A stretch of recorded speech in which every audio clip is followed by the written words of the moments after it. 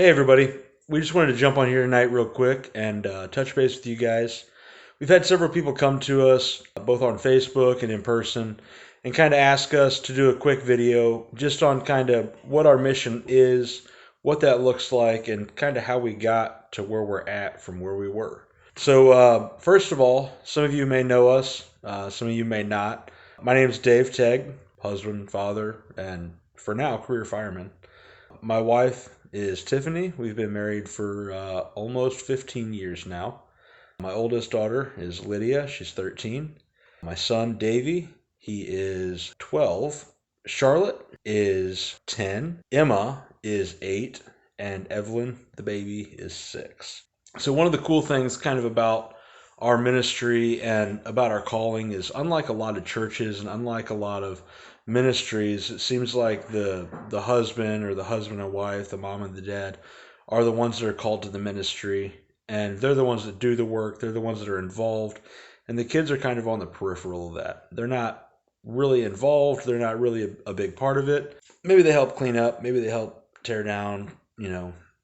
Take care of some of the background work. But that's one of the cool things about our ministry is even our kids have been called to this. It's not just me and not just my wife, but our kids have been called as well. And I would go out on a limb and say I kind of feel like my kids felt the calling more clearly before we did.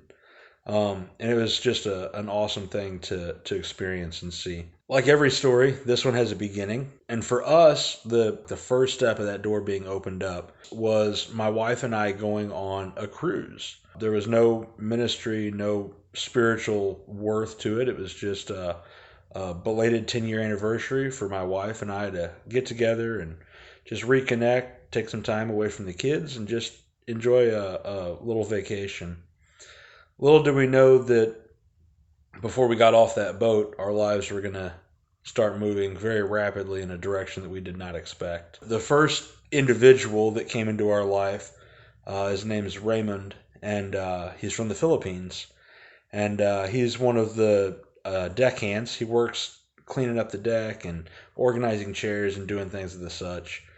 And one day my wife and I went out and got ourselves our free little ice cream cones and went up to the upper deck to do some people watching like we enjoyed doing. And Raymond was on the other end of the deck and he was straightening up chairs and humming a song. And we both recognized the song, but we couldn't put our finger on exactly what that song was. And so we kind of looked at each other like, we know that song, right? Right? I think I know that song. And all of a sudden my wife, it clicked in her brain and she's like, oh, that's this song. And so she starts singing it. We couldn't tell her to sing because it was in Filipino. And so Tiff starts singing it. And as he's working, straightening chairs, his head's down like this. And he looks up and makes eye contact with us. And his eyes are great big. He's like, oh my gosh. And we didn't know if he spoke English or not, but he recognized, obviously, that we were singing the same song he was. And again, my wife being a little quicker to the draw than I was, she's like, do you love Jesus? He's like, yeah, I do. Do you love Jesus? We're like, yeah, absolutely we do. And so right there was an opportunity that really struck off a relationship and an opportunity for us to kind of pour into his life a little bit just for that week. But he introduced us to a friend of his that he'd been ministering to, and just a great opportunity to be involved in that. Another opportunity was the very last day we were saying our goodbyes. You get to know some of the workers on the boat, and one gentleman, his name was Alfredo, and he was from Colombia. We came up, we said our goodbyes. He's somebody that we kind of connected with while we were on the ship, and he gives me and my wife a big hug, like a double headlock hug, and he pats me on the chest and he goes, "You're a good man. You're good people. You're different. There's something different about you." And I looked him in the eye and I said, "Alfredo, we're not good." I said, "But we've got Jesus Christ inside of us, and He is good." And he about ripped his shirt, reaching in and pulling out his cross necklace, and he said, "I'm a Christian too. I'm a believer too. I knew there was something about you. I recognized it." And that really just spoke both to mine and my wife's hearts. And we just spent the next couple of days thinking about that. And when we came off that boat, we knew there was something that God was calling us to, something bigger. It opened up our eyes just to the size of the world and the need that it has. Um, but we didn't know what that was. We didn't know how to go about doing that or where to find that. And so I got some good advice from a trusted friend and a brother. And he said, Dave, you just got to take the next right step. And I said, well, that's great. But what's the next right step? Well, we don't know. So we have to take the next step.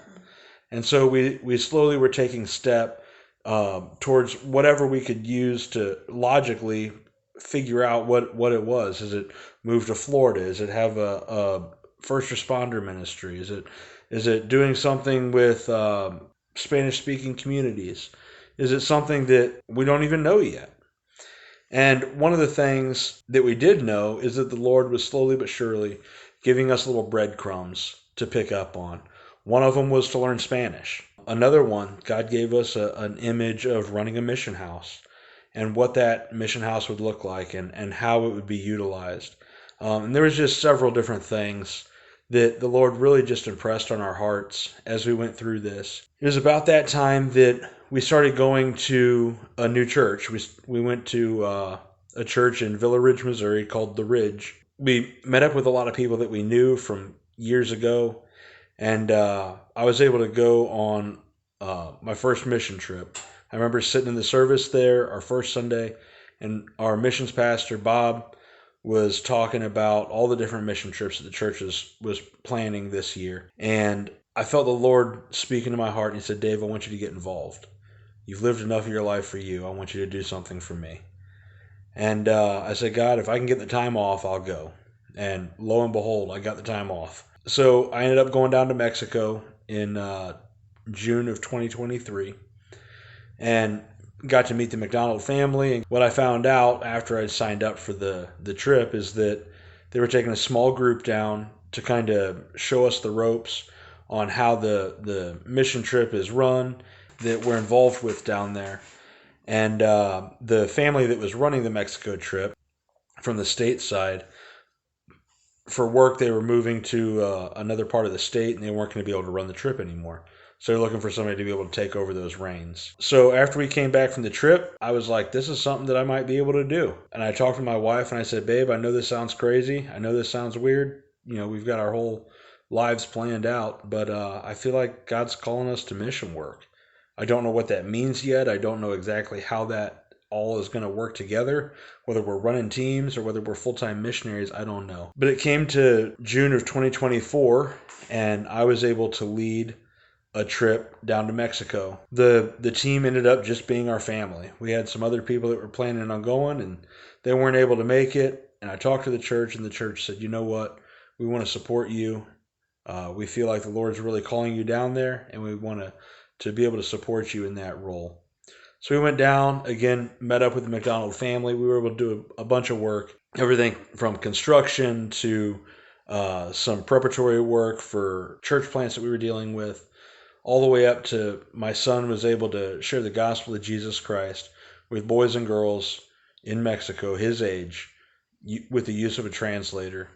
And that was really something that encouraged me and really blessed my heart to see my son and my daughters serving their Lord in just such a great capacity. So when we came back from that second mission trip, the Lord really just opened our eyes and said, Dave, that's where I'm calling you. And he wasn't just laying that on my heart, but each of my kids came up to me and they're like, Dad, I feel like we found where we need to be. So since then, we've been working towards planning and scheduling and getting all these things together as far as what our ministry is going to look like down there. We're going to be teaming up with a ministry that's already there. Their name is Gracia Abundante para el Mundo, which is basically abundant grace to the world. Our mission's simple. It's organizing, hosting, and utilizing short-term mission teams to reach the people of Mexico with the good news of Jesus Christ.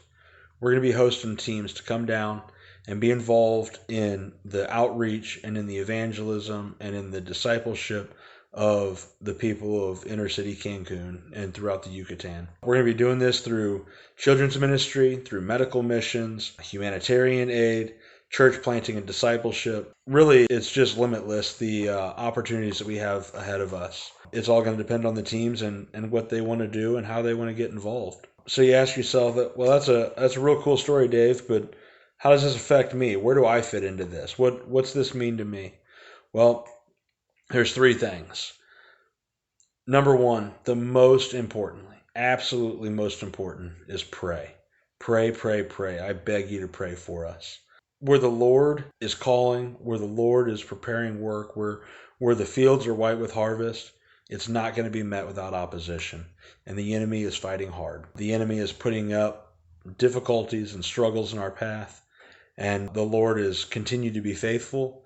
And I just beg you guys to pray for us. Keep us in the forefront of your minds as you go to the Lord. The second most important thing is when we get down there, we're going to need people to come down and support us. Have mission trips and go and do the children's ministries and come in and help out with the humanitarian stuff. Get involved. And lastly is give. We're going down as independent missionaries. What that means is we're not going to be supported by any mission organizations, financially speaking, or any of those things. We're going to be involved directly with Gracia Abundante, and we're going to be accountable to our church and the body there, both financially and spiritually.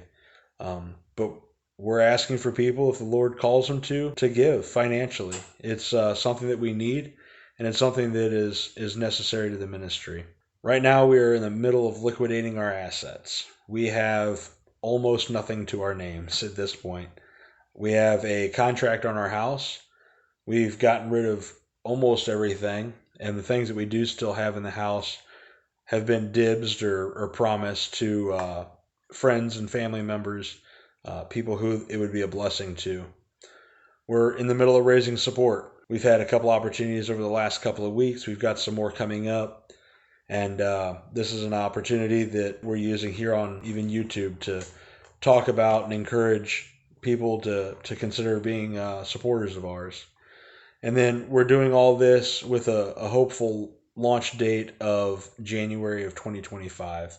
The Lord has laid that date on our hearts, but that's definitely dependent on some of the things going on, getting the house sold and being able to take care of some of those other issues. So that's basically the long and short of the story. I really appreciate you guys taking time to sit here and listen to me if you've made it this far. Guys, if you'd like some more information, if you've got questions, you got comments, you've got anything else that you'd like to see or hear about, guys, we'd love to hear from you. I'm going to put some contact information in the box below. Guys, if you have anything for us, please don't hesitate to contact us. We'd love to hear from you, and we'll get back to you just as quick as we can. Thank you guys so much. God bless you. We hope to be hearing from you soon.